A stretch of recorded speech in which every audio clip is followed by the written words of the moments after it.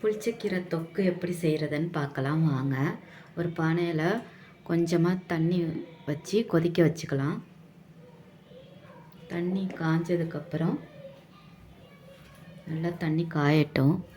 மூடி போட்டு மூடி வச்சிடலாம். தண்ணி காஞ்சதுக்கப்புறம் பார்ப்போம். தண்ணி காஞ்சிருச்சு. இப்போ இந்த புளிச்சக்கீரையை எடுத்து போட்டுக்கலாம்.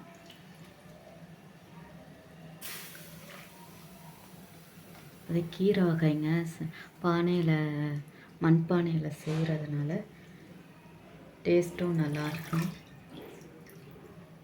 சீக்கிரம் வெந்துடும். அதோட மனமே சுவையும் அதிகமாக இருக்கும்.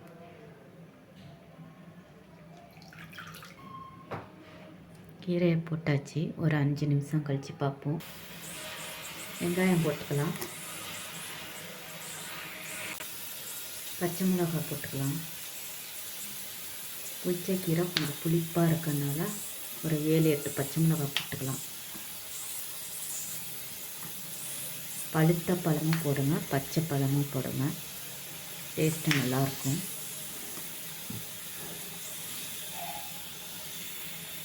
போட்டு எல்லாம் வேகட்டும். பாருங்கள், இப்போ பொங்கி வரும்.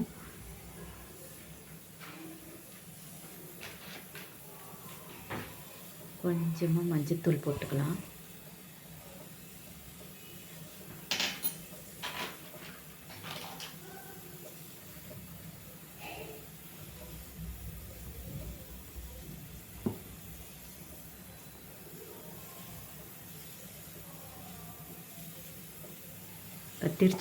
திருச்சி சைடு, தஞ்சாவூர் சைடெல்லாம் வேறு மாதிரி செய்வாங்க. இது எங்கள் ஊரில் இந்த மாதிரி செய்வாங்க. இப்போ ஹைதராபாத், ஆந்திராலாம் எடுத்துக்கிட்டோம்னா கொஞ்சம் காரசாரமாக சாப்பிடுவாங்க. இங்கே கொஞ்சம் காரமாக அதிகமாகவே இருக்கும். நான் கொஞ்சம் காரம் அதிகம் போட்டு தான் செஞ்சுருக்கிறேன்.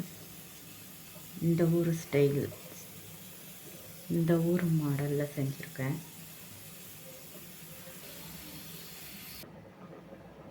இப்போ நல்லா வெந்துருச்சு. இப்போ அந்த தண்ணியை இருத்துட்டு நம்ம கடைஞ்சிட்டு வந்துடலாம்.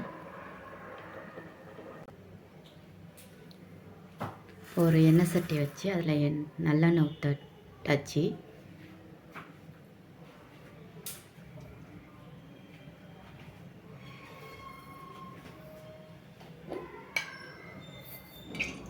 நம்ம வெந்தயத்தை வறுத்து பொடி பண்ணி போடுவோம். இவங்க அப்படியே முழுசாக போடுவாங்க.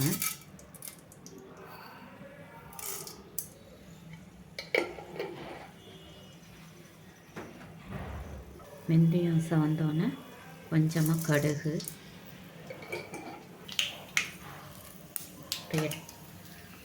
5-6 வரமிளகா,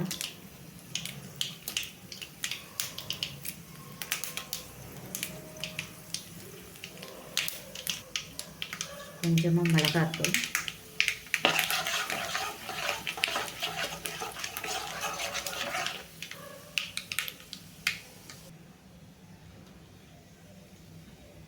இப்போ நல்லா கடைஞ்சி வச்சுருக்குறோம்.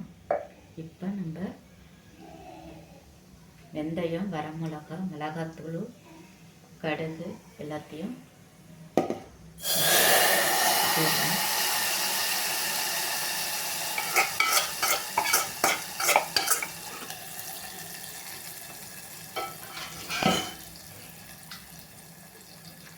தேவையான அளவு உப்பு,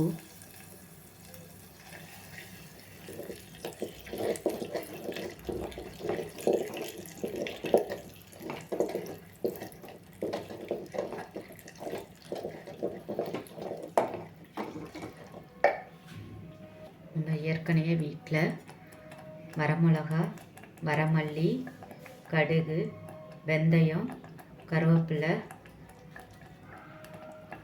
இதெல்லாம் வறுத்து நுணுக்கி பொடியாக அரைச்சி வச்சுருக்கோம். அதில் ஒரு ஸ்பூன் போட்டுக்கலாம்.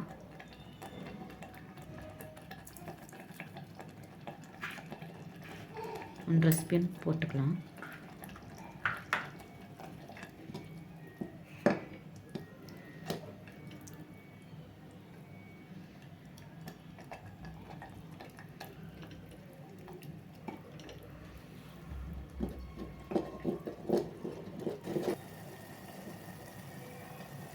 வேணா உங்களுக்கு ஒரு பிஞ்சு வெல்லம் போட்டுக்கலாம்.